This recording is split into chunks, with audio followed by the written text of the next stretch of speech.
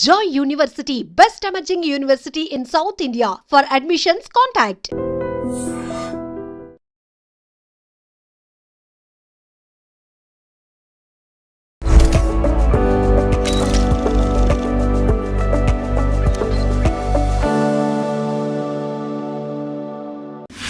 ఇప్పటికీ క్యాన్సర్కి మూల కారణం ఏంటంటే సరే జెనెటిక్స్ కొంత చెప్తాము, కొంత లైఫ్ స్టైల్ అంటాను తప్ప దాదాపు 15 లక్షల కేసులు డయాగ్నోజ్ అవుతున్నాయి ప్రతి సంవత్సరం. 9,30,000 మంది చనిపోతున్నారు. ఏ క్యాన్సర్ ఎక్కువగా మనకి కనిపిస్తుంది భారతదేశంలో? వెస్ట్రన్ పాపులేషన్తో సమానంగా మన పాపులేషన్లో కూడా కోలాన్ క్యాన్సర్లు, బ్రెస్ట్ క్యాన్సర్లు రైజ్ అవుతున్నాయి. ఇప్పుడు క్యాన్సర్ ఉంది అనడానికి మామూలుగా మీరు 3 నెలల్లో బాగా బరువు తగ్గారా? జబ్బును బట్టి, జబ్బు ఉన్న ప్రాంతాన్ని బట్టి, జబ్బు ఉన్న స్టేజ్ని బట్టి ఈ సర్వైవర్స్ 30 నుంచి 80% ఉన్నారు. ఎందుకంటే ఒకప్పుడు సినిమాల్లో క్యాన్సర్ అంటే గ్లామరస్ వ్యాధి. యాక్చువల్లీ హీరోకి వస్తుంది, హీరో షాల్వా కప్పుకుని దుఃఖంలో కూడా ఒక గ్లామర్ కనిపించేది. అలాంటి క్యాన్సర్ ఇవాళ అట్టడుగు వర్గాల్లో కూడా ఇది ఏదో ధనికుల వ్యాధి కాదు. ఒక డాక్టర్, ఒక ముఖ్యమంత్రి అయితే మనసు 10 నిమిషాలు దాని మీద పెడితే ఎంత సాధించవచ్చు అనే దానికి. ఇందులో కూడా యాక్చువల్లీ నిజానికి మీరు లీడ్ తీసుకుని 2790 breast cancer screenings in single day కదా సార్? దానికోసం మీకు గిన్నెస్ రికార్డ్ ఒక అరుదైన ఒక బిరుదు వచ్చింది. సో మీరమ్మ మీకు క్యాన్సర్ అని చెప్పే ఆ విషయం చాలా కష్టతరం కదా సార్ మీకు కూడా? క్యాన్సర్ అని డయాగ్నోస్ చేయగానే ఎక్కడి నుంచో దూకి చనిపోవడాలు కూడా చూసాం. Hello and welcome to super doctors I dream exclusive సిరీస్లో మీ అందరికీ స్వాగతం. డాక్టర్స్ అందరూ సూపరే, కానీ సూపర్ డాక్టర్స్ అంటే ఎవరు అంటే సుదీర్ఘకాలం పాటు అది కేవలం వృత్తిగా మాత్రమే దాన్ని ట్రీట్ చేయకుండా వైద్య వృత్తిని మరో లెవెల్కి తీసుకెళ్ళాలి, సమాజానికి ఏదో విధంగా ఏదో ఒక కృషి చేయాలనే యజ్ఞంలాగా తలపెట్టిన వాళ్ళే మన సూపర్ డాక్టర్స్. ఇవాళ we have a legendary oncologist with us. ఎవరంటే డాక్టర్ రామ్మోహన్ రెడ్డి గారు. ఆంకాలజీతో వారి ప్రయాణం దాదాపు 3 దశాబ్దాల పాటు, అండ్ ఇందులో సర్జికల్ ఆంకాలజీతో పాటు ఇప్పుడు రేడియేషన్ ఆంకాలజిస్ట్గా వారు సుపరిచితులు. అండ్ అత్యధిక బ్రెస్ట్ క్యాన్సర్ స్క్రీనింగ్లు చేసినందుకు గాను గిన్నెస్ రికార్డ్ నెలకొల్పిన ఘనులు డాక్టర్ రామ్మోహన్ రెడ్డి గారు. వారి ప్రయాణం క్యాన్సర్ లాంటి మహమ్మారిని జయించడం ఎలాగా, హోప్ ఉందా, మరి సంఖ్యలు పెరుగుతున్నాయి, ఏం చేయాలి, లైఫ్ స్టైల్ ఎలా మార్చుకోవాలి అన్నీ తెలుసుకుందాం. సార్ స్వాగతం, నమస్కారం. నమస్తే అమ్మా. స్వప్న గారు, సార్ మీ ఇంటర్వ్యూలో రెగ్యులర్గా చూస్తుంటాను. సార్ మీరు you have special I on health care. చాలా సంతోషం. మీలాంటి వాళ్ళ అవేర్నెస్ చాలా ముఖ్యం. ఈ అవేర్నెస్ ఎక్కువయ్యే కొద్దీ క్యాన్సర్ ఇన్సిడెన్స్ కూడా తగ్గించగలం, ప్రివెన్షన్ చేయగలం. అందువల్ల చాలా సంతోషం. ఈ సూపర్ డాక్టర్స్ కార్యక్రమానికి నన్ను పిలవడానికి చాలా సంతోషపడుతున్నాను. సార్ చాలా ఆశ్చర్యకరమైన విషయం ఏంటంటే మీరు నిత్యం ఒక చాలా మహమ్మారి లాంటి రోగంతో డీల్ చేస్తున్నారు. అంటే దాదాపు రోజు ఒక శత్రువుతో పోరాడినట్టే. సో మీ ప్రయాణం ఎలా ఉంది సార్? 30 సంవత్సరాల మీ లైఫ్లో ఏం నేర్చుకున్నారు మీరు? What have you learned? Journey గురించి చెప్పాలంటే ఈ క్యాన్సర్ వైద్యం చేసేటప్పుడు యాజ్ ఎ జూనియర్ ప్రాక్టీషనర్గా మొదలుపెట్టినప్పుడు అందరి బాధలు 15%, 25% ఇంటికి తీసుకెళ్లేవాళ్ళం. మాకు కూడా దిగాలుగానే ఉండేది. యాజ్ ఐ స్టార్టెడ్ ట్రీట్ చేస్తూ ఉండగా ఎంతమందిని ఉపశమనం కలిగగలుగుతున్నాం, ఎంతమందికి క్యూర్ చేయగలుగుతున్నాం, అనవసరమైన డెత్ ఏమైనా మన చేతి మీదుగా అవుతుందా, అనవసరంగా ఎవరు మన చేతికి వచ్చిన తర్వాత, మనం చూసిన తర్వాత బ్రతికించగలిగిన వాళ్ళని కంపల్సరీగా బతికిస్తున్నామా లేదా అనే దాని మీద ఫోకస్ చేసిన తర్వాత దాదాపు 4-5 సంవత్సరాల తర్వాత అనుకోని మరణం సంభవిస్తే తప్ప బాధపడడం మానేసాం. ఓకే, ప్రతిస్పందించడం కాకుండా అసలుగా స్పందించి వైద్యం చేయడం, నయం చేయడం, వాళ్ళకి కావలసిన వసతులు కల్పించడం, వాళ్ళకు ఉన్నంతలో సంపూర్ణంగా నయం చేయడానికి అన్ని ఏర్పాట్లు చూడడంలో ఫోకస్ చేసిన తర్వాత ఆ బాధ ఇంటికి రావడం మానేసింది. విచిత్ర విషయం ఏంటంటే సార్, ఇంత వైద్య పరిశోధన కొనసాగుతూ ప్రపంచవ్యాప్తంగా ఇప్పటికీ క్యాన్సర్కి మూల కారణం ఏంటంటే సరే జెనెటిక్స్ కొంత చెప్తాము, కొంత లైఫ్ స్టైల్ అంటాను తప్ప ఎందువల్ల దాని మూలం ఏమిటి అని ఒక్క బ్రెస్ట్ క్యాన్సర్, ఒక హెచ్పివి లాంటి సర్వైకల్ క్యాన్సర్ తాలూకు తప్ప ఎందుకు కనుక్కోలేకపోయాను సార్ ఇంతవరకు? కనుక్కోగలిగితే అంత చక్కగా సరైన కారణం, లైక్ పోలియో అనుకోండి, పోలియో వైరస్ వల్ల వచ్చింది, దానికి వ్యాక్సినేషన్ వేసినా నిర్మూలించేసేయగలిగాం. స్మాల్ పాక్స్, చికెన్ పాక్స్ ఇట్లాంటివన్నీ కూడా కరెక్ట్గా ఒకే కారణం ఉంటే దాన్ని సంపూర్ణంగా నయం చేయడం చాలా సులభం. క్యాన్సర్ బై డెఫినేషన్, క్యాన్సర్ గురించి నిర్వచనంలోనే ఏముందంటే క్యాన్సర్ ఒక వ్యాధి కాదు, ఒక వ్యాధుల సమూహం. ఒక వయసులో రాదు. కడుపులో ఉన్న గర్భస్థ శిశువు దగ్గర నుంచి కాటికి కాళ్ళు చాపిన పెద్దవారి వరకు ఎవరికైనా రావచ్చు. అండ్ అన్ని టిష్యూస్, 3 రకాల టిష్యూస్ ఉంటాయి బాడీలో. ఎపిథీలియల్ టిష్యూ అని, ఎండోథీలియల్ టిష్యూ అని, కనెక్టివ్ టిష్యూ అని. వాటిలోంచి సబ్ డివిజన్స్, రకరకాల టిష్యూస్ ఉంటాయి. ఏ టిష్యూలో నుంచి అయినా రావచ్చు. రైట్. ఏ ఏజ్ అయినా రావచ్చు, ఏ టిష్యూ అయినా రావచ్చు, అండ్ ఏ శరీర భాగంలో అయినా రావచ్చు. రైట్. శరీరానికి సంపూర్ణంగా కప్పిపెట్టిన స్కిన్ మీద కూడా చాలా ఎక్కువ. అదృష్టవశాత్తు మనం ఇండియాలో ఉన్నాం కనుక స్కిన్ క్యాన్సర్స్ మనకు తక్కువ. మెలనిన్ ఎక్కువ ఉంటుంది కాబట్టి మన స్కిన్లో. అవును. మిగతా ఈ తెల్లవాళ్ళు నివసించే ప్రాంతాల్లో అంతా skin cancer has become one of the very common cancers. So మనకు అది లేదు. సో ఈ క్యాన్సర్ అనేది ఒక దగ్గర డిఫైన్ చేయలేం కాబట్టి, ఒక ప్రాంతంలోనే వస్తుంది అని చెప్పలేం కాబట్టి, ఒక టిష్యూ అనే చెప్పలేం కాబట్టి, ఒక సిమ్టమ్ ఉంటే క్యాన్సర్ అని చెప్పరాదు. కానీ సో ఒక గ్రూప్ ఆఫ్ సిమ్టమ్స్ గురించి చెప్పాలి, రకరకాల జాగ్రత్తల గురించి చెప్పాలి. అప్పుడే ఈ క్యాన్సర్ కావచ్చు అని కనీస అనుమానంతో వైద్యుడి వరకు ఈ అనుమానపడ్డ వాళ్ళు వెళ్ళగలుగుతారు. ఆ తర్వాత డయాగ్నోసిస్ ఈజీ ఉంటుంది. దాదాపు ఈ ఒక్క పార్ట్ చక్కగా మనం చేయగలిగితే దాదాపు ఇప్పుడు వచ్చే క్యాన్సర్స్ని 125% తేగలం, 75% ప్రివెంట్ చేయగలం. ఇది చాలా పెద్దది. అంటే ఈరోజు ఉన్న పరిస్థితుల్లో భారతదేశంలో ప్రతి సంవత్సరం దాదాపు 15 లక్షల కేసులు డయాగ్నోస్ అవుతున్నాయి ప్రతి సంవత్సరం. కొత్త కేసులు అంటే రోజుకి 4,000 కేసులు అవుతున్నాయి. 9,30,000 మంది చనిపోతున్నారు ప్రతి సంవత్సరం. అంటే ప్రతిరోజు 2,500 మంది చనిపోతున్నారు క్యాన్సర్ బారిన పడి 2,500 మంది చనిపోతున్నారు. కేవలం ఒక్క భారతదేశంలోనే మన దేశం వరకే. మన దేశంలో ఒక చిన్న మంచిగా చెప్పుకోదగిన విషయం ఏంటంటే దాదాపు 18% పాపులేషన్ ఇండియాలో ఉంటే, వరల్డ్ పాపులేషన్లో 10% క్యాన్సర్లు ఇండియాలో ఉన్నాయి. సో 18% ఉండాలి. సో మనం ఉన్న జాగ్రత్తలు కావచ్చు, మన ఆహారపు అలవాట్లు కావచ్చు, మనకు ఉన్న అంతో ఇంతో ఉన్న వైద్య పరికరాలు కావచ్చు, వైద్యుల గొప్పతనం కావచ్చు, గవర్నమెంట్స్ చేసే యాక్టివిటీస్ కావచ్చు, వాళ్ళు ప్రొవైడ్ చేసే స్కీమ్స్ కావచ్చు, వీటన్నిటి మూలంగాను దాదాపు ఉండవలసిన దానికంటే 8% తక్కువ ఉందని నేను అనుకుంటాను. చాలా పెద్ద వరం అయితే మన ఐ వుడ్ సే మన వైద్య విధానాలు, మన మూలాలు అన్నిటికంటే మన పునాదులు చాలా గట్టిగా ఉంటాయంటారు కదా సార్. సార్, ఏ క్యాన్సర్ ఎక్కువగా మనకి కనిపిస్తుంది భారతదేశంలో? ఇప్పుడు సర్వైకల్ అండ్ బ్రెస్ట్ క్యాన్సర్ మహిళల్లో ఎక్కువగా ప్రబలుతోంది అంటున్నాము. ఇది ఇప్పటికి కూడా అదే వాస్తవమా, లేకపోతే ఇంకేమన్నా కొత్త క్యాన్సర్లు పుట్టుకొచ్చాయా? క్యాన్సర్లు కొత్తగా పుట్టుకురావడం ఏం కాదు, అంతకుముందు డయాగ్నోజ్ కానివి కూడా డయాగ్నోజ్ అవుతున్నాయి, నెంబర్ 1. ఇంకొకటి ఫీమేల్లో తీసుకుంటే అంతకుముందు సర్వైకల్ క్యాన్సరే ప్రిడామినెంట్గా ఉండేది.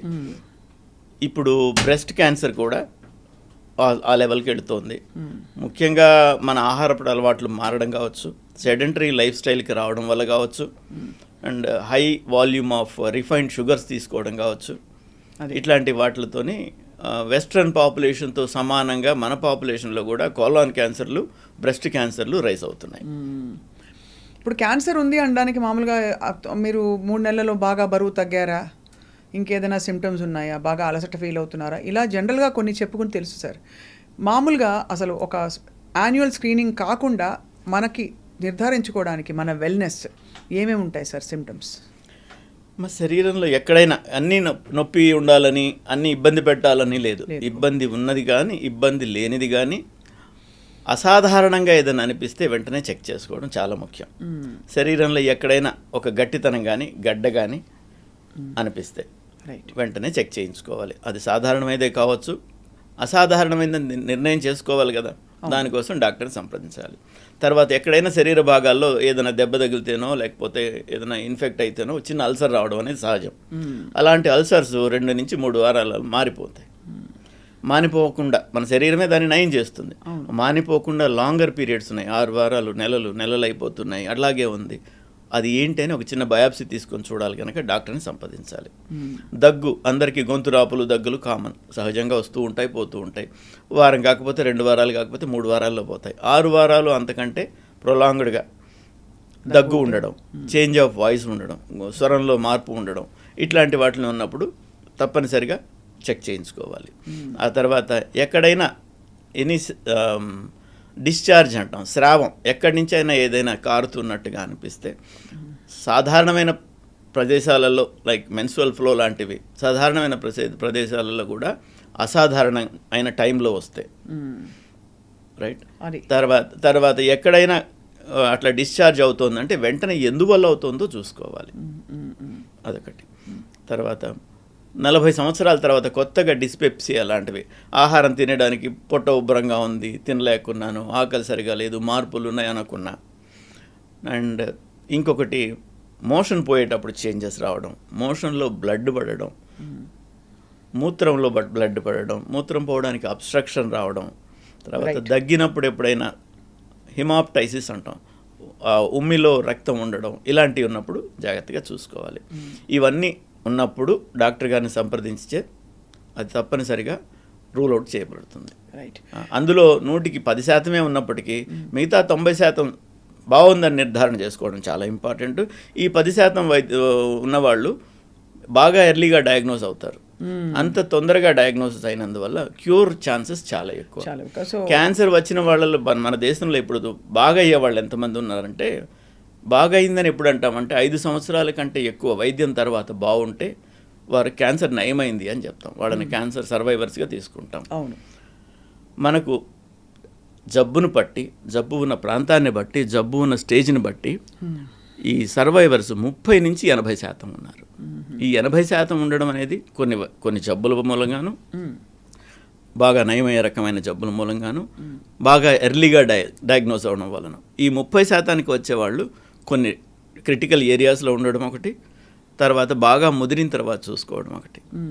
సో నయమయ్యే శాతము 30 నుంచి 80% వేరియేషన్ అవుతుంది. ముందుగా చూసుకుంటే 80% నయమైతే, లేటుగా చూసుకుంటే 20-30% నయమవుతాం. మొత్తం మీద అంతకు ముందులాగా ఇదేదో పాపం, ఇదేమో శాపం, నాకు వచ్చింది నేను పోతాను అనే పరిస్థితి నుంచి బాగా నయం కాలేదు, బాగా కష్టపడుతున్నాం అనుకుంటే కూడా 100కి 30% మంది 5 సంవత్సరాలు దాటేయగలరు. అందుకని వైద్యం చేసుకోవడం ఇంపార్టెంట్. సార్, మీరు క్యాన్సర్ చిత్రపటాన్ని ముఖ్యంగా జంట నగరాలకు సంబంధించి వైద్యంలో మార్పులు తీసుకురావడం అండ్ అందరికీ అందుబాటులో తీసుకురావడం, చాలా అడ్వాన్స్ టెక్నాలజీలో మీది కీలకమైన హస్తం ఉంది సార్. సో ఇప్పుడు అడ్వాన్స్మెంట్స్ ఎలా ఉన్నాయి sir in terms of radiation కావచ్చు, మీరు సర్జరీలు కూడా చేస్తున్నారు కాబట్టి సర్జికల్ ఆంకాలజీలో కానీ కీమోథెరపీలో కానీ? లక్కీలీ అమ్మ, నేను ఈ ట్రాన్స్ఫార్మింగ్ సినారియో టైంలో నేను కరెక్ట్గా హైదరాబాద్లో ఉన్నాను, నా అదృష్టంగా భావిస్తాను దాన్ని. ఈ హైదరాబాద్లో 97లో నేను ప్రాక్టీస్ స్టార్ట్ చేసేటప్పుడు government hospital MNJ cancer institute అంటారు, అక్కడ 2 క్యాన్సర్ మిషన్స్ ఉండేవి, కోబాల్ట్ మిషన్స్ అంటారు. అండ్ ఇంకొకటి బీబీ క్యాన్సర్ హాస్పిటల్ అని ఒక హాస్పిటల్లో ఉండేది, మెడ్విన్ అని ఒక హాస్పిటల్ ఉండేది, అందులో ఒకటి ఉండేది, సిడిఆర్ వాళ్ళది ఒక క్యాన్సర్ సెంటర్ ఉండేది. ఈ 4 సెంటర్లో 4 సెంటర్లు మాత్రమే ఉన్నాయి 2 స్టేట్స్కి కలిపి. అప్పుడు కామన్ ఆంధ్రప్రదేశ్ అంటే ఊర్లో ఎవరికైనా క్యాన్సర్ వచ్చినా, ఎవరికి హైదరాబాద్కి రాకపోతే వైద్యమే లేదన్నప్పుడు డయాగ్నోస్ చేయడం కూడా మానేస్తున్నారు ఊర్లలో. ఆ పరిస్థితుల్లో నేను క్యాన్సర్ స్పెషలిస్ట్గా జాయిన్ అయ్యి ప్రాక్టీస్ స్టార్ట్ చేశాను. తర్వాత మొట్టమొదటి లీనియర్ యాక్సలరేటర్ 2000 సంవత్సరంలో కాస్త ఒక 6 నెలలు అటు ఇటుగా ఉండొచ్చు, మొదటి మిషన్ వచ్చింది. ఈరోజు దాదాపు 60 పైచిలకు అత్యున్నత ప్రమాణాలు కలిగిన లేటెస్ట్ క్యాన్సర్ మిషన్స్ హైదరాబాద్లో ఉన్నాయి. మేము కన్విన్స్ చేయగలిగాం మేనేజ్మెంట్స్ని, అండ్ గవర్నమెంట్స్ కూడా అనుకూలంగా ప్రవర్తించాయి. అండ్ కొన్ని స్కీమ్స్ లైక్ ఆరోగ్యశ్రీ లాంటివి కానీ, ఈ హెల్త్ కేర్ స్కీమ్స్ అన్నీ అట్టడుగు వర్గాలకు కూడా ఆర్థిక వసతిని కొంతవరకు ఇస్తుంటే, కొంతవరకు హాస్పిటల్ ఆర్థిక బర్డన్ని కొంత షేర్ చేసుకోవడం మూలంగా వాళ్ళు వైద్యానికి అందుబాటులోకి వచ్చారు. ఈ స్కీమ్స్లో ఏంటంటే వాళ్ళు ట్రీట్మెంట్కి వచ్చిన తర్వాత ఇంటికి వెళ్ళే ఛార్జీలు కూడా వీళ్ళిస్తారు, గవర్నమెంట్ మూలంగా హాస్పిటల్స్ వాళ్ళు చెల్లిస్తారు. సో ఇలాగ చేయడం వల్ల ఒక ఫాలోఅప్కి వస్తే వాళ్ళకి పోయే ఖర్చులు కూడా ఇస్తారు.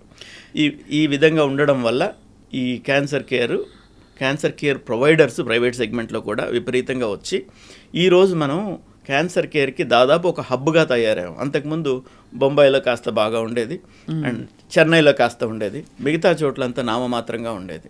ఈరోజు ఒక రకంగా చెప్పాలంటే బొంబాయికిను హైదరాబాద్ చెన్నైకి ధీటుగా కొన్ని ఏరియాస్లో వాటిని దాటుకుని మరీ ముందుకెళ్ళిపోయాం. ఈరోజు మన దగ్గర ఎక్విప్మెంట్ ఇది లేదు అని చెప్పడానికి లేకుండా అన్ని ఎక్విప్మెంట్లు హైదరాబాద్లో ఉన్నాయి. అన్నీ ఒక హాస్పిటల్లో లేకపోవచ్చు, వైద్యులకు వసతి ఉంది. మేము ఎక్కడికైనా వెళ్ళి ఏ వైద్యమైనా చేయగలుగుతాం. పలానా మిషన్ కావాలంటే పలానా హాస్పిటల్ ఉందంటే అక్కడికి వెళ్ళి చేస్తాం. కనుక హైదరాబాదు ఈ చుట్టుపక్కల వాళ్ళందరికీ ఒక వరం లాంటిది అది. ఇంకొకటి, ఆఫ్రికా ఖండంలో దాదాపు 50 పైచిలకు దేశాలు ఉంటాయి. వాటి నుంచి దాదాపు 30 దేశాల నుంచి Hyderabad is preferred destination. Hyderabad ముఖ్యంగా క్యాన్సర్ కోసం హైదరాబాద్కి పరిగెట్టుకొచ్చేంత ఉన్నత స్థితికి మెడికల్ కేర్ వచ్చింది. అవును సార్, చాలా గొప్ప పరిణామం అది. అంటే చాలామందిని చూస్తూ ఉంటాం, అన్య దేశస్తులు ఇక్కడికి వచ్చి క్యాన్సర్ హాస్పిటల్, ఇక్కడ బసవతారకం కావచ్చు, ఇంకా ఇతర పెద్ద పెద్ద హాస్పిటల్స్ ఒమేగా కావచ్చు, ఇక్కడ చుట్టూ తిరగడం వాళ్ళు వైద్యం కోసం. సార్, ఈ 15 లక్షల మంది కేసులు మీరు చెప్పారు. ఆ 15 లక్షల మంది డెమోగ్రఫిక్స్ అవి స్టడీ చేసి ఉంటారు కదా, అసలు క్యాన్సర్కి వాళ్ళ స్థితిగతులు. ఎందుకంటే ఒకప్పుడు సినిమాల్లో క్యాన్సర్ అంటే గ్లామరస్ వ్యాధి. యాక్చువల్లీ హీరోకి వస్తుంది, హీరో షాల్వా కప్పుకుని అది కూడా ఒక విధమైన దుఃఖంలో కూడా ఒక గ్లామర్ కనిపించేది. అలాంటి క్యాన్సర్ ఇవాళ అట్టడుగు వర్గాల్లో కూడా ఇది ఏదో ధనికుల వ్యాధి కాదు, అందరికీ వస్తుంది అని అనడానికి, మరియు ఇమ్యూనిటీ అండ్ జీవన పరిస్థితులు వాటికి దగ్గర అనుబంధం ఉన్నట్టు మనకు తెలిసిందా? Do we have any data to suggest that? Data అని కాదమ్మా, ఒక యూనిఫైడ్ డేటా లేదు, కానీ దాదాపుగా ఈ డెమోగ్రఫిక్ స్టడీస్ మూలంగా అయితేమి, ఈ రకరకాల కారణం తెలియనందువల్ల మనం చేసే పరిశోధనల మూలంగా అయితేమి, ఇవన్నీ క్యాన్సర్ హేతువులు అని కొన్ని డయాగ్నోస్ చేసి అనుకున్నాం. వాటిల్లో ముఖ్యమైనది టొబాకో. దాదాపు 35% జబ్బులు క్యాన్సర్లు ముఖ్యంగా టోటలీ టొబాకో మూలంగా. ఈ పొగాకుని ఏ విధంగా వాడినా ప్రమాదమే. రైట్. ఈ పొగాకు వాడకపోవడం, అధికంగా ఆల్కహాల్ తీసుకోకపోవడం, ఇవి రెండు చాలా ముఖ్యమైనవి. ఇవి మనం డబ్బిచ్చి జబ్బును కొన్నట్టు. కరెక్ట్. అవును సార్, డబ్బిచ్చి కొనకండి. సో మనకు అట్టడుగు వర్గాల్లో కనిపించే క్యాన్సర్స్ ఎక్కువ మరి పొగాకు రిలేటెడ్ లేదు ఆల్కహాల్ రిలేటెడ్ అని చెప్పచ్చా? ఎందుకంటే మీరు షుగరీ ఫుడ్స్, లైఫ్ స్టైల్, ఇవన్నీ కొంచెం అర్బన్ సెంట్రిక్ ఫినామినా. బట్ రూరల్లో మనకు అంత ఈ మోడర్న్ ఎక్కువ కార్బోహైడ్రేట్స్, షుగర్స్ తినడం లాంటి ఫినామినా ఉండకపోవచ్చు, కష్టపడి పనిచేస్తారు, అయినా రూరల్ స్టేటాలో కూడా మనం క్యాన్సర్ చూస్తున్నాం. ఈ డైకాటమీ ఎలా సార్? దీని మూలంగా ఏంటంటే చెప్పాల్సింది, ఈ వైవిధ్యం ఎందువల్ల ఉంది అంటే, ధనిక వర్గానికి వచ్చే క్యాన్సర్లు విడిగా ఉంటే పూర్ పీపుల్కి వచ్చే వ్యాధులు విడిగా ఉన్నాయి. ఓకే. అప్పుడు వాళ్ళకి అంతకు ముందంతా ఇండియాలో మొత్తం మీద ఇన్ఫెక్షియస్ డిసీజెస్, అంటువ్యాధులు, వీటితోనే ప్రాణాపాయం ఉండేది. ఆ స్టేజ్ దాటేసాం, అవన్నీ నయం చేస్తున్నాం. ప్రపంచానికే వైద్యాన్ని అందించే స్టేజ్కి మనం వచ్చాం. ప్రపంచం మొత్తానికి వ్యాక్సిన్లు సప్లై చేసే స్టేజ్కి మనం వచ్చాం. అవన్నీ తగ్గినందువల్ల ఏమైందంటే మిగతావి cardiac problems, cancer related problems ఎక్కువగా కనిపిస్తున్నాయి. అదొకటి. అండ్ ఏజ్ రిలేటెడ్ ప్రాబ్లం అని కూడా ఒక రకంగా చెప్పవచ్చు. అంటే ఏజ్ పెరిగే కొద్దీ క్యాన్సర్ ఇన్సిడెన్స్ పెరుగుతూనే ఉంటుంది. పెరుగుతూనే ఉంటుంది. అంచేత పుట్టినప్పుడు 9% మందికి నిర్ధారణ అయిపోయినట్టే క్యాన్సర్ వస్తుందని. పుట్టిన ప్రతి 100 మందిలో 9 మందికి క్యాన్సర్ వస్తుంది with age in their life time. ఏదో ఒక స్టేజ్లో 100కి 9 మందికి వస్తుంది. మనకి ఈ రోజు ఉన్న ఇన్సిడెన్స్ల ప్రకారం 9% తక్కువేం కాదు, మనకున్న పాపులేషన్కి చాలా ఎక్కువ వస్తుంది. సో మీరు ఇప్పుడు ఆహారం గురించి మనం మాట్లాడుకున్నాం. సో వాళ్ళకు ఉండే జబ్బులు వేరే, వీళ్ళకు ఉండే జబ్బులు వేరే. ఆహారం చేసుకోవాలి. ఎక్సర్సైజ్, వాళ్ళు బై డిఫాల్ట్ ఎక్సర్సైజ్ చేస్తారు, బావిలో నీళ్లు చేస్తారు, పొలం పనులు చేసుకుంటారు, అన్నీ చేసుకుంటారు. సో దానికి రిలేటెడ్ వాళ్ళకి రావు. వాళ్ళ ఆహార పదార్థాల్లో సరిపోయేంత రోయేజ్ అంటే డైటరీ ఫైబర్ ఉంటుంది. డైటరీ ఫైబర్ ఉంటుంది కనుక కోలానిక్ క్యాన్సర్స్ వాళ్ళకు ఉండవు. బ్రెస్ట్ క్యాన్సర్స్ తక్కువ, శ్రమపడి పని చేసుకుంటారు కనుక బ్రెస్ట్ క్యాన్సర్స్ తక్కువ. అన్హైజీనిక్గా ఉండడం ఇట్లాంటి మూలంగా సర్వైకల్ క్యాన్సర్స్ కొంచెం ఎక్కువ. అది టొబాకో యూజ్ చేయడం వల్ల టొబాకో రిలేటెడ్ క్యాన్సర్స్ ఎక్కువ. లంగ్ ఓరల్ క్యాన్సర్స్ ఎక్కువ. అయితే అది అంటే క్యాన్సర్ మొత్తం మీద క్యాన్సర్ ఇన్సిడెన్స్ మార్పు లేదు, కానీ వ్యాధుల డిస్ట్రిబ్యూషన్ మారుతుంది. ఓకే. కానీ స్టేట్ మీరు చెప్పినట్టు సార్ వచ్చిన వాళ్ళకి డబ్బులు ఇచ్చి కూడా పంపించడం అన్నది ఒక నాన్ కమ్యూనికబుల్ డిసీజ్కి ఇలాగా ఇన్వెస్ట్ చేయడం గొప్ప విషయమే. ఎందుకంటే కమ్యూనికబుల్ డిసీజెస్ అందరికీ వచ్చేస్తుంది, వాళ్ళ తలకాయ నొప్పి స్టేట్ కని ఆలోచించడం వేరు. కానీ దీన్ని ఇంత ముందుకు తీసుకెళ్ళడంలో మీలాంటి వాళ్ళు ముందుండడం సార్ చాలా మేలు చేసింది. ఈ విషయంలో ఒక డాక్టర్ ఒక ముఖ్యమంత్రి అయితే మనసు 10 నిమిషాలు దాని మీద పెడితే ఎంత సాధించవచ్చు అనే దానికి రాజశేఖర్ రెడ్డి గారు మహోన్నతమైన వ్యక్తి, వారు ఎగ్జాంపుల్ అమ్మా. వారు గనక ఈ ప్రాజెక్ట్ చేసి ఉండకపోతే రాజీవ్ ఆరోగ్యశ్రీ అనే ప్రాజెక్ట్ చేశారు. ఈరోజు ఆ ప్రాజెక్ట్ని వరల్డ్ వైడ్ స్టడీ చేస్తున్నారు. నేషనల్ వైడ్ కూడా కొంచెం రూపాంతరం చెందించి మోడీ గారు కూడా మంచి యాక్టివిటీ తీసుకుని ఎక్కువ మనీని అలొకేట్ చేస్తూ క్యాన్సర్ నిర్మూలించాలని వారు కూడా కంకణం కట్టుకున్నారు.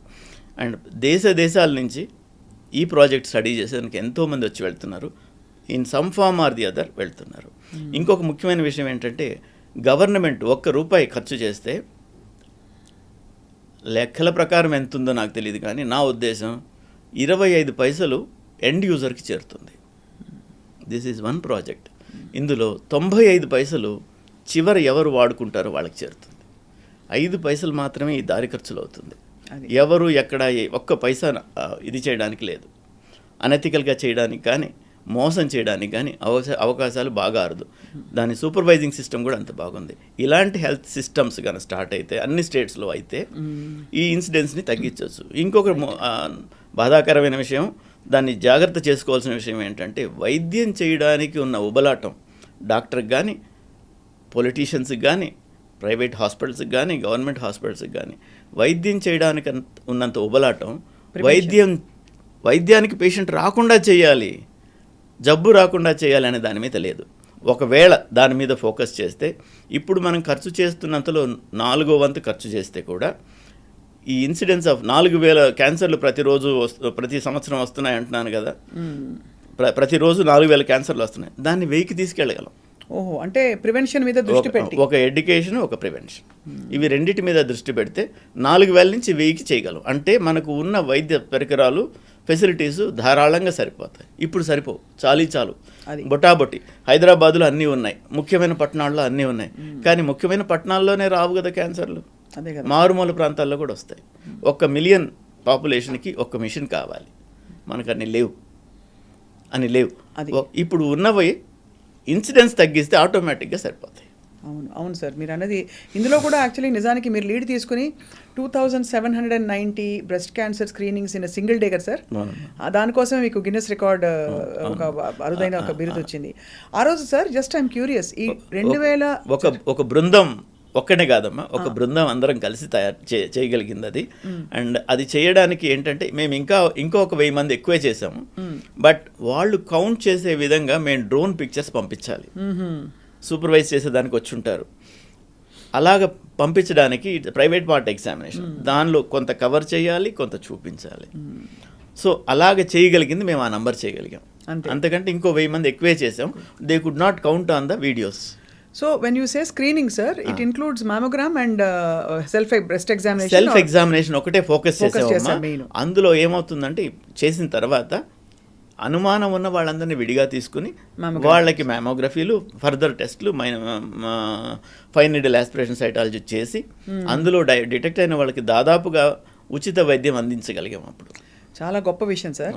సార్ ఐఎమ్ జస్ట్ క్యూరియస్, ఆ రోజు ఎన్ని కేసులు బయటపడ్డాయి? అంటే ఇది ర్యాండమ్గా ఒక 3,000 మంది వచ్చి మీ దగ్గర స్క్రీనింగ్ చేయించుకున్నారు, వాళ్ళే షాక్ అయిన వాళ్ళు చాలా మంది ఉంటుంటారు కదా. చిన్నబాబు గారని గ్రేస్ హెల్త్ కేర్ ఫౌండేషన్ తరఫున పనిచేస్తారు చిన్నబాబు గారు, వారు.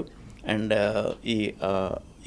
ఇంకో 2-3 సంస్థలు అక్కడ very good number of sisters, health care assistants, వీళ్ళందరం కలిసి చేసింది అది. ఆ రోజు దాదాపు 400 పైచిలుకు కేసులు డయాగ్నోస్ అయినాయి, అనుమానాస్పదంగా అయినాయి, ఏదో ఒక లంప్ ఉండి అనుమానాస్పదంగా అయినాయి. అది ఫర్దర్ ఎవాల్యుయేట్ చేసాము. అందులో నుంచి 20% was found to B disease. వాళ్ళందరికీ వైద్యం అందింది. ఏదో విధంగా పెట్టుకోగలిగిన వాళ్ళకి పెట్టుకునే విధంగా చేస్తే, పెట్టుకోలేని వాళ్ళకి కూడా ఏదో ఒక ఏర్పాటు చేసి, మాకు వైద్యం చేయించుకుని నయమైన వాళ్ళు కొంతమంది, ఎవరైనా క్యూరబుల్ క్యాన్సర్స్ వస్తే మేము సహాయం చేస్తామని చెప్పిన వాళ్ళు బృందాలుగా ఉంటారు. రైట్, వాళ్ళని మేము సంప్రదించి వీరికి బాగైపోతుందండి, వీరికి మీరు వైద్యం అందజేయండి అంటే వాళ్ళు చేస్తారు. సో ఆ విధంగా చేస్తుంటాం. చాలా మందికి పెద్ద షాక్ కదా సార్. ఇప్పుడు వాళ్ళు పేదవాళ్ళైనా ధనికులైనా నాకు వచ్చిందా అంటారు, నాకు రాదనే అనుకుంటారు ప్రతి వాళ్ళు. అవునండి. సో మీకు క్యాన్సర్ అని చెప్పే ఆ విషయం చాలా కష్టతరం కదా సార్ మీకు కూడా? కొంచెం ఇబ్బందికరమే. ఓవర్ పీరియడ్ అలవాటు అవుతుంది, ఎలాగ చెప్పాలి, ఎవరికి చెప్పాలి, ఎలా వెళ్ళాలి. మామూలుగా అయితే మనకు ఒక చిన్న అడ్వాంటేజ్ ఉంది మన దేశంలో. అక్కడ బయట కంట్రీస్లో అంతా పేషెంట్తో డైరెక్ట్గా మాట్లాడాలి. పేషెంట్కి చెప్పిన తర్వాత పేషెంట్ పర్మిషన్తో ఎవరికి చెప్పాలో నిర్ధారణ చేస్తాం. మనకేంటంటే పేషెంట్ తరఫున డాక్టర్లు కొంత ముందడుగు వేసి వాళ్ళ తరఫున కొంతవరకు ఆలోచన చేసి ఎవరికి ముందు చెప్పాలో నిర్ణయం చేసే అధికారం ఉంది. ఓహో. పేషెంట్ ఉన్నారు అంటే మెడికల్ ఎథిక్స్ ప్రకారం కూడా యూ కెన్ డూ దట్. మాకు అధికారం ఉన్నట్టే, వారికే చెప్పాలి, ప్రైవసీ ఉంటుంది. బట్ వారిని తీసుకొచ్చే వాళ్ళు పక్కనే ఉంటారు కదా మాకు వైద్యం చేయించేటప్పుడు, వాళ్ళకి చెప్పకూడదని మాకు రూల్ లేదు కదా. సో మేము వీళ్ళని బయట కూర్చోబెట్టి వివరంగా చెప్తాం, ఇలా ఉంది ఇలా ఉంది ఇలా ఉంది. వారికి చెప్పకుండా కాదు, వాళ్ళకి మెల్లగా చెప్దాం. మీన్ వైల్ ఫర్దర్ ఇన్వెస్టిగేషన్స్ చేస్తాం. 2 సార్లు 3 సార్లు క్యాన్సర్ హాస్పిటల్ చుట్టూ తెలిస్తే వాళ్ళకి అనుమానంగానే ఉంటుంది. అప్పుడు చెప్తాం, ఇలా ఉంటుందమ్మా, ఇలా బాగా తగ్గుతుంది, ఇది తగ్గుతుంది, ఇలా ఉంటుంది ఇలా ఉంటుంది, ఇలా చేస్తామని చెప్తాం. వాళ్ళకి అప్పటికి అర్థం చేసుకునే ఓపిక శక్తి వస్తాయి. కొన్ని ఇన్సిడెంట్స్లు ఉన్నాయి, క్యాన్సర్ అని డయాగ్నోస్ చేయగానే ఎక్కడి నుంచో దూకి చనిపోవడాలు కూడా చూశాను. మీరు చూసారా సార్ మీ కెరియర్లో? సో చూశాను. హైదరాబాద్లో కూడా ఒక సంఘటన జరిగింది. నా మిత్రురాలు, నా సహ విద్యార్థి అమెరికాలో జీవిస్తూ అడ్వాన్స్డ్గా డయాగ్నోస్ అయిందని ఒక ఫ్రోజన్ ఆల్మోస్ట్ ఫ్రీజింగ్ టెంపరేచర్స్లో ఉండే రివర్లోకి కార్ డ్రైవ్ చేసుకుని చనిపోయింది. That is the time when I started thinking, being more passionate towards curing. That's so disturbing sir. అవునమ్మా. ఎందుకు సార్ అంత ఎందుకు గుండె జారిపోతుంది? అంటే అమ్మో నేను పడలేనా? అదే కాదమ్మా, జబ్బుకి నువ్వు డాక్టర్వా పేషెంట్వా తెలియదు, రైట్? నేను డాక్టర్నని నేను నిర్లక్ష్యం చేస్తే ఎలాగా? బాడీ మాట్లాడుతుంది, బాడీ చెప్తుంది ఇబ్బంది ఉంది, ఇక్కడ నొప్పిగా ఉంది, ఇక్కడ గడ్డగా ఉంది, ఇక్కడ తేడాగా ఉంది అని చెప్పినప్పుడు మనం దాని మాట విని ఎందుకుంది, నాకెందుకుంది, ఎలా ఉంది అని ఏంటని సంప్రదించాలి. నేను డాక్టర్నే అనుకుంటే నువ్వు డాక్టర్ అయితే దానికేం తెలుసు, డాక్టర్ అయితే దానికేంటి, కాకపోతే దానికేంటి. సో ఆవిడ నిర్లక్ష్యం చేశారా సార్ కొంత సిమ్టమ్స్ అనే అనుకోవాలమ్మా. ఆ కాలంలో నాకు టచ్లో లేరు వారు. నేను విన్నదాన్ని బట్టి అడ్వాన్స్డ్ డయాగ్నోసిస్ అయినందువల్ల ఇంకా ఇలాగే ఉంటుంది కదా అనుకున్నారు. అండ్ మనకులాగా ఒక రకమైన మానసికమైన సహాయం కానీ, ఒకళ్ళ మీద ఒకళ్ళు డిపెండ్ అయ్యి ఆధారపడేందుకు కానీ ఇక్కడ అవకాశం అక్కడ బయట కంట్రీస్లో ఉండదు. వారి భర్త లేకపోతే వాళ్ళ పిల్లలు, అంతకుమించి వాళ్ళకి ఏ విధమైన సహాయం అందదు.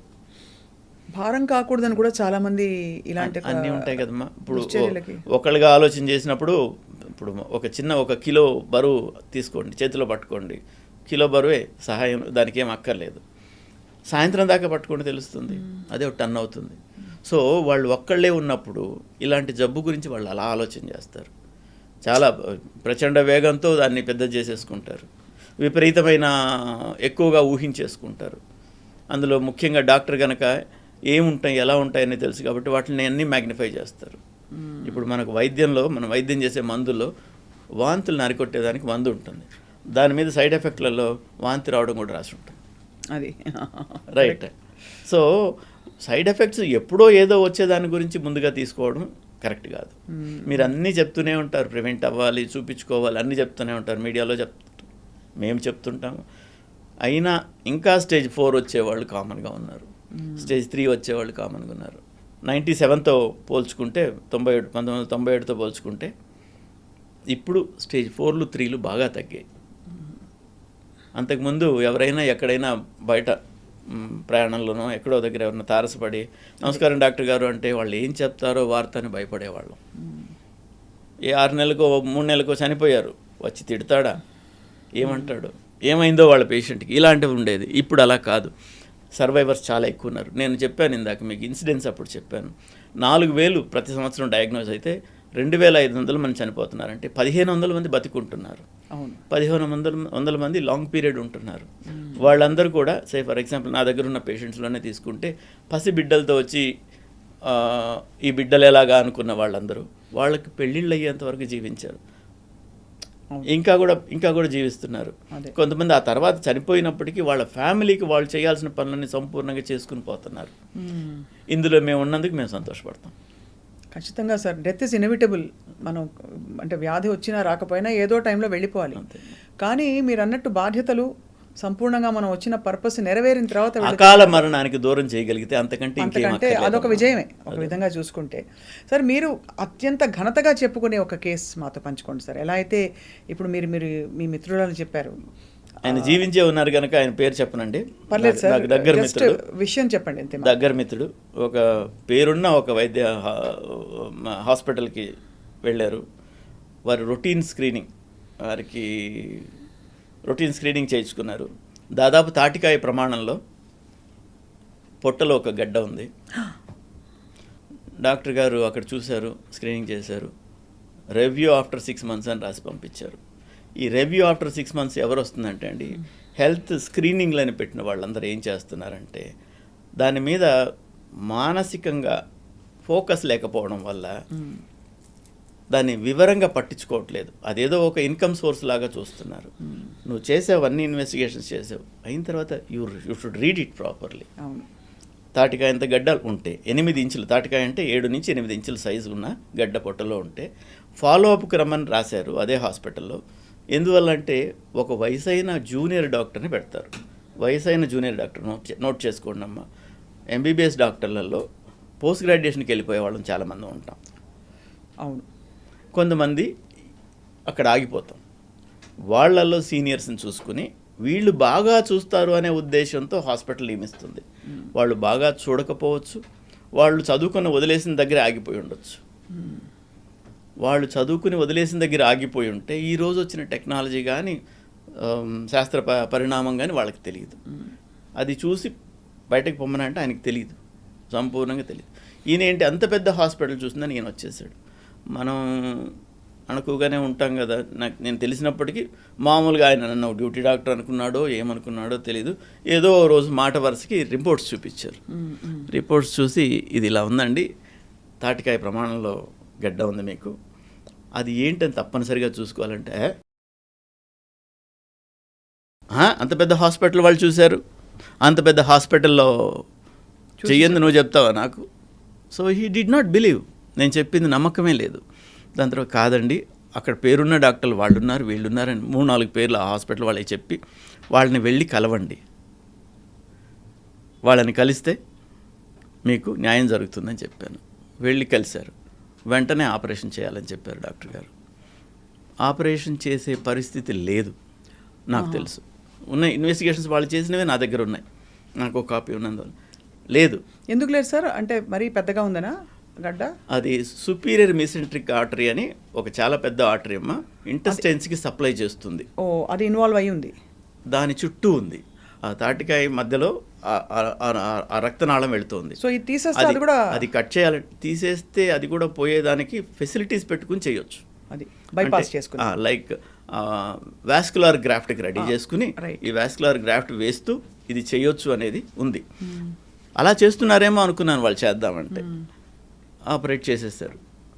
అది బయటే తెలుస్తున్నది, లోపలికి వెళ్ళిన తర్వాత ఇలా ఉందని వార్త. అక్కడి నుంచి ఎవరో బంధుమిత్రులు చేస్తే వాళ్ళు నాకు ఫోన్ చేశారు.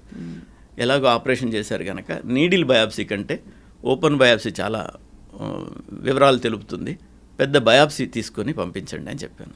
పెద్ద బయాప్సీ తీసి పంపించారు. దాన్ని న్యూరో ఎండోక్రైన్ ట్యూమర్ అంటారమ్మా. న్యూరో ఎండోక్రైన్ ట్యూమర్ అని తెలిసింది. ఆ న్యూరో ఎండోక్రైన్ ట్యూమర్కి అంత సైజులో ఉన్నప్పుడు ఆపరేషన్ చేయలేని పరిస్థితుల్లో ఆల్టర్నేట్గా ఏం చేయొచ్చు అని చూస్తే కొంచెం కీమోథెరపీ ఇవ్వడం వల్ల ప్రయోజనం ఉంటుందని తెలిసింది. 17-18 సంవత్సరాల కిందట అప్పుడు కీమోథెరపీ కూడా మేమే ఇచ్చేవాళ్ళం. నేను రేడియేషన్ ఆంకాలజిస్ట్ని బేసిక్గా, బట్ మా ట్రైనింగ్ మెడికల్ ఆంకాలజీలో కూడా అయినందువల్ల ఇప్పుడు డివిజన్ వచ్చింది. సో నేనే కీమోథెరపీ ఇచ్చాను. కీమోథెరపీ ఒక 6 cycles ఇచ్చిన తర్వాత 3 భాగాలు తగ్గింది, ఒక భాగం ఉంది. అప్పుడు మరలా ఆపరేషన్ చేసి దానికి అదే హాస్పిటల్కి వెళ్ళి ఆపరేషన్ చేయించుకున్నారు. బాగా తగ్గింది, మొత్తం తీసేయలేకపోయారు. అండ్ అక్కడెక్కడైతే మిగిలిందో అక్కడ క్లిప్స్ పెట్టి పంపించమన్నాను, నా వసతి కోసం రేడియేషన్ గురించి. క్లిప్స్ పెట్టి పంపించారు, వైద్యం చేశాను, బాగా అయిపోయింది. అప్పుడే కొత్తగా ఇమేజ్ గైడెడ్ రేడియోథెరపీ అనే టెక్నాలజీ అప్పుడే కొత్తగా వచ్చింది హైదరాబాద్కి. అప్పుడు ట్రీట్ చేసాం, బాగా అయ్యారు వారు. తర్వాత 15 సంవత్సరాల తర్వాత ఆయనకి ఆపరేషన్ అంత పెద్దది 2 సార్లు చేసిన మూలంగా ఒక హెర్నియా వచ్చింది. ఓహో. ఆ హెర్నియాకి మరలా అదే ప్రముఖ వైద్యశాలకు వెళ్ళి మరలా పరీక్ష చేయించుకున్నారు. డాక్టర్ గారు అన్ని వివరంగా టెస్టులన్నీ చేశారు. కానీ ఒక టెస్ట్ రిపోర్ట్ చూడడం మానేశారు. అది CT scan of the abdomen. అందులో లివర్లో మెటాస్టాటిక్ డిపాజిట్స్ ఉన్నాయి. ఆయన మళ్ళా వాళ్ళు వెళ్ళారు, చూశారు, ఆపరేషన్ చేయాలన్నారు, ఆపరేషన్ చేశారు. అదృష్టవశాత్తు ఏమి కాకుండా ఆ ఆపరేషన్ చక్కగా సక్సెస్ఫుల్గా అయింది, బయటపడ్డారు. తర్వాత ఎప్పటిలాగా నాకు రిపోర్ట్స్ తీసుకొచ్చి మళ్ళీ చూపించారు. మళ్ళీ చూపిస్తే లివర్లో ఇంత పెద్ద డిసీజ్ ఉందండి, దాదాపు 2.5 సెంటీమీటర్లు ఉంది, దీన్ని తప్పనిసరిగా బయాప్సీ చేసుకోవాలని చెప్పాను. మిత్రుడు హెసిటేట్ చేశాడు. మరలా ఇంకా 2-3 చూపించుకున్నారు. అందరు చేయించాలంటే అప్పుడు నా దగ్గరికి వచ్చాడు. మరలా బయాప్సీ చేసాం. It was found to be metastatic deposit in the లివర్లో అప్పుడే కొత్తగా సైబర్ నైఫ్ అనే చికిత్సా విధానం వచ్చింది ఇక్కడికి. అప్పుడు సైబర్ నైఫ్ ద్వారా ట్రీట్మెంట్ చేసాం. ట్రీట్మెంట్ చేస్తే సంపూర్ణంగా తగ్గింది. 5 సంవత్సరాలు గడిచిపోయాయి. 5 సంవత్సరాలు గడిచిన తర్వాత ఇప్పుడు మరలా లివర్లో వచ్చింది. రైట్. అప్పుడు ఆయనకి చిన్న పిల్లలు ఇప్పుడు సెటిల్ అయిపోయారు. పిల్లలు యుఎస్లో ఉంటున్నారు, బాగా చదువుకున్నారు, మంచి ఉద్యోగాలు చేసుకుంటున్నారు. ఆయన కూడా 60+ వచ్చారు. రైట్. ఆ తర్వాత మరలా వచ్చింది. మరలా ఇంకో చికిత్సా విధానం వచ్చింది. చికిత్సా విధానం వచ్చింది. దాన్ని లుటీషియం థెరపీ అంటాం. రేడియో యాక్టివ్ న్యూక్లియైడ్స్ ఇస్తాం. అదేంటంటే అక్కడ కాన్సన్ట్రేట్ అయ్యి మైక్రోమీటర్స్ డిస్టెన్స్ వరకు రేడియేషన్ ఎమిట్ చేసి అక్కడున్న సెల్స్ని చంపుతుంది. డిఫ్యూజ్ డిసీజ్ లివర్లో ఉంటే కూడా ఇప్పుడు మరలా నయమైంది, మరలా బాగున్నారు. 18 సంవత్సరాలు దాటింది, నడుస్తున్నారు. చాలా పెద్ద విజయం సార్. అంటే కొత్త ఆధునిక వైద్య విధానాలతో దీంట్లో మనం ముఖ్యంగా నేర్చుకోవాల్సింది ఏంటంటే, చాలా జబ్బులకి సంపూర్ణమైన వైద్యం లేనప్పటికీ మేము వైద్యం చేస్తాం. తగ్గదు కదా, ఎందుకు చేస్తున్నామని అడిగేవాళ్ళు మాకు కామన్. తగ్గదు, రేపు వచ్చే మందుతో తగ్గొచ్చు, రేపు వచ్చే వైద్య విధానంతో తగ్గొచ్చు, రేపటిదాకా నేను తీసుకెళ్ళాలి. ప్రయత్నమే అక్కడ పరమావధి. అదమ్మా, అది చాలా గొప్పగా ఉంది sir. It's such a fulfilling journey మీకు. సార్, మీ విజన్ ఏంటి సార్? మీరు ఒక సూపర్ డాక్టర్గా ఇవాళ ఇన్ని విషయాలు మాతో పంచుకుంటున్నారు. సో నేను ముఖ్యంగా ఏం చెప్తానంటే అమ్మా, ప్రివెన్షన్ ఎంకరేజ్ చేయడం చాలా ముఖ్యం అమ్మా. అవును. నేను ఈ అనుభవాలతో వివిధ దేశాలలో నేను వైద్యం చేసిన అన్ని చోట్ల నాకు ఇన్విటేషన్స్ వస్తున్న మూలంగా I'm working on their health care schemes. Because మనం ఆఫ్రికా దేశంలో చాలా ఆఫ్రికా ఖండంలో చాలా దేశాలలో మనం 1980లో ఎలా ఉన్నాం, 85లో ఎలా ఉన్నాం, అలా ఉన్న వాళ్ళు ఉన్నారు. అవును సార్. రైట్. ఇంకా కరెంట్ లేదు, ఇంకా చివరి విలేజ్కి బస్సులు లేవు, 20 కిలోమీటర్లు 30 కిలోమీటర్లు వస్తే తప్ప మెయిన్ రోడ్డు కనపడదు. ఇలాంటి దూరాలలో ఉన్నాయి. వాళ్ళంతగా వాళ్ళ జర్నీ స్టార్ట్ చేసి కంప్లీట్ చేసుకోవాలంటే వాళ్ళకి 50 ఏళ్ళు పట్టొచ్చు.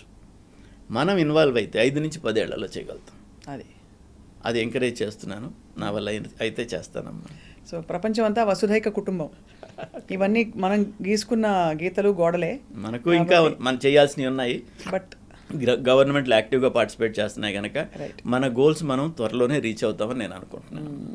చివరిగా సార్, పసరు వైద్యాలు ఇవన్నీ ఇంకా నమ్మకాలు కంటిన్యూ అవుతున్నాయి. క్యాన్సర్ వస్తే ఆకు వైద్యం చేస్తే పోతుంది రాచపుండుకి అని కానీ, సరే ఇంకా ఇతర థెరపీలు, ఆక్సిజన్ థెరపీ, ఓజోన్ థెరపీ, రకరకాల ఆల్టర్నేటివ్ వచ్చేసాయి సార్.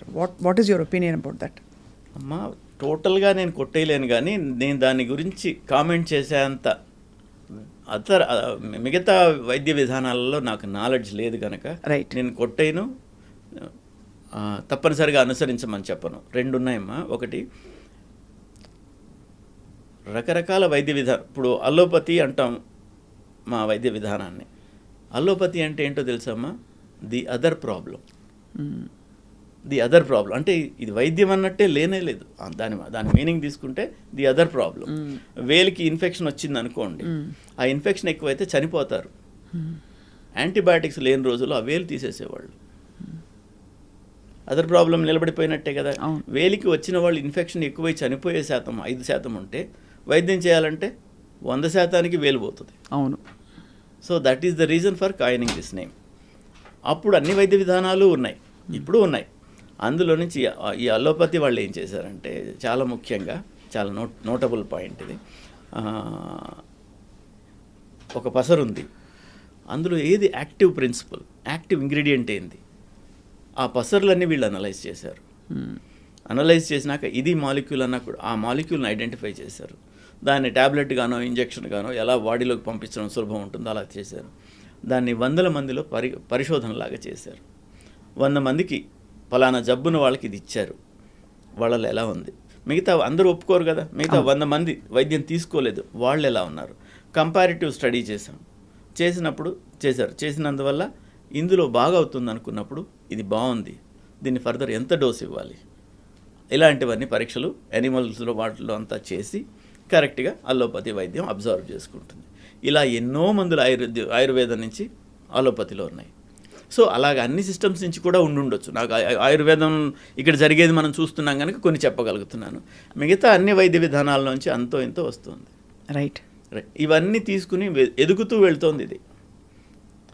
ఈ ఆయుర్వేదం వీటికి వచ్చేటప్పటికి ఏమవుతుందంటే, ఆయుర్వేదం గురు శిష్య పరంపర.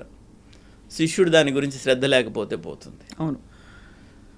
ఫ్యామిలీలో వస్తుంది, కుటుంబంలో తండ్రి గారు చేశారు, నువ్వు చేసింది నేను చేయనానా అని వెళ్ళిపోయి కొడుకుంటాడు.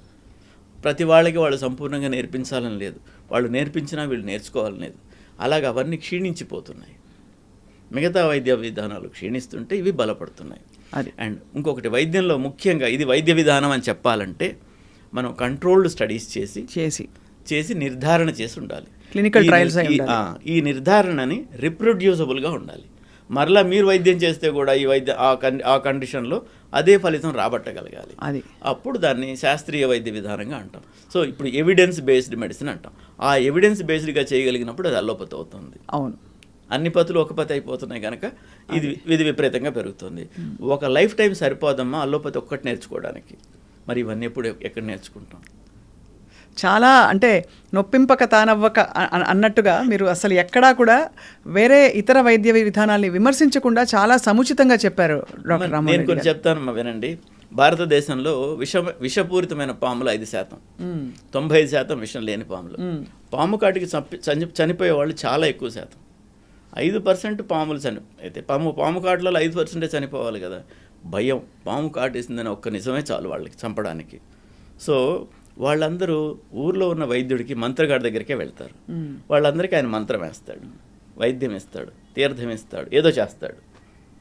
రైట్. 95 మందికి నయం అవుతుంది. వాళ్ళకి ఆ నమ్మకంతోనే 95 మందికి నయం అవుతుంది. ఈ 5% చనిపోతారు. దీనిలో ఇంకో ప్రాబ్లం ఈ అలోపతి వాళ్ళకి ఇంకోటి ఏంటంటే, ఈ 5% హాస్పిటల్కి వస్తారు. ఈ 5%లో 90% చనిపోతారు. బికాజ్ అక్కడ టైం డిలే అయ్యింది. అది ఈ పాము కాటు గురించే చెప్పాలంటే కూడా ఈ స్నేక్ వీనం దొరుకుతుంది. పిహెచ్సిలో కూడా అది అవైలబుల్ చేస్తే they can be cured. Most of them పాము కాటు తర్వాత 10 వైల్స్ ఆఫ్ పాలివీనం ఇచ్చేస్తే మోస్ట్ ఆఫ్ మన దగ్గర 3-4 విష సర్పాలు, వాటికి సరిపోయిందంతా వ్యాక్సిన్ ఉంది కనుక. వ్యాక్సిన్ కాదు, విషానికి విరుగుడు ఉంది. విషానికి విషమే విరుగుడు అంటారు. అదే పెద్దవాళ్ళు అనేవాళ్ళు పూర్వం. కానీ చాలా ఫ్యాసినేటింగ్గా ఉంది సార్ మీ ప్రయాణం. అండ్ మీ ప్యాషన్ అయితే it really makes you a super doctor. Because ఏదో సాధించాలే చాలేదు అని అనుకుని ఏదో స్టేజ్లో అందరూ మీరు ఇంకా ఇతర దేశాలకు వెళ్ళి మనం వైద్య విధానాల్ని ప్రవేశపెట్టి వాళ్ళందరికీ అందుబాటులోకి తీసుకురావాలనే మీ సంకల్పం తప్పకుండా నెరవేరాలి సార్. మీ యజ్ఞంలో ఎక్కడో అక్కడ మీ అందరం భాగం అవుతామని ఆశిస్తున్నాం. థ్యాంక్ యూ మా. ఈ అవేర్నెస్లో మీరు అందరూ పార్టిసిపేట్ ఆల్రెడీ చేస్తున్నారు. ఇంకా కూడా లైక్ నేనేమంటానంటే, ఈ క్యాన్సర్ కీమోథెరపీలు ఇస్తాం, సైడ్ ఎఫెక్ట్స్ వస్తాయి. ఎఫెక్ట్స్ వదిలేసి సైడ్ ఎఫెక్ట్స్ని హైలైట్ చేస్తున్నారు. అది మానేయాలి. అవును. ఎఫెక్ట్స్ని హైలైట్ చేయండి. సైడ్ ఎఫెక్ట్స్ ఎలాగ వస్తాయి? వాళ్ళకి వచ్చే వరం జీవితం. అవును. జీవితం అనే వరం వచ్చినప్పుడు ఆల్కహాల్ దాగి కింద పడిపోతున్నాడు రోజు, దానికి సైడ్ ఎఫెక్టే కదా అది. అవును. దానికి తయారుగా ఉన్నాడు, మందుకు వచ్చే సైడ్ ఎఫెక్ట్కి రెడీగా కాకపోతే ఎట్లా? అంతే కదా సార్. చాలా పెద్ద గీత చిన్న గీత అంతే. అది కాబట్టి జీవితం చాలా అమూల్యమైంది. And prevention is the best cure actually చెప్పాలంటే. ముందే వెళ్ళి మనం పరీక్ష చేసుకుని ఫస్ట్ అసలు ఎవరికి రాకూడదు. జెనెటిక్గా అందరికీ ఆ పాసిబిలిటీ ఉంటుంది కాబట్టి సరే ఏదో పరిస్థితుల వల్ల సంభవించినా ఇవాళ క్యాన్సర్ని ఖచ్చితంగా నయం చేసుకోవచ్చు సరైన డయాగ్నోసిస్తో అని చెప్పి మీరు మరోసారి భరోసా ఇచ్చినందుకు డాక్టర్ రామ్మోహన్ రెడ్డి గారు ధన్యవాదాలు సార్. నమస్కారం. థ్యాంక్ యూ స్వప్న గారు. ఈ సూపర్ డాక్టర్ ప్రోగ్రామ్కి నన్ను పిలిచినందుకు చాలా సంతోషం. మొదటగా నాతోనే స్టార్ట్ చేస్తున్నందుకు ప్రోగ్రామ్ చక్కగా నడవాలని, మీరు అందరికీ అవేర్నెస్ తీసుకురావాలని ఆకాంక్షిస్తున్నానమ్మా. Thank you sir.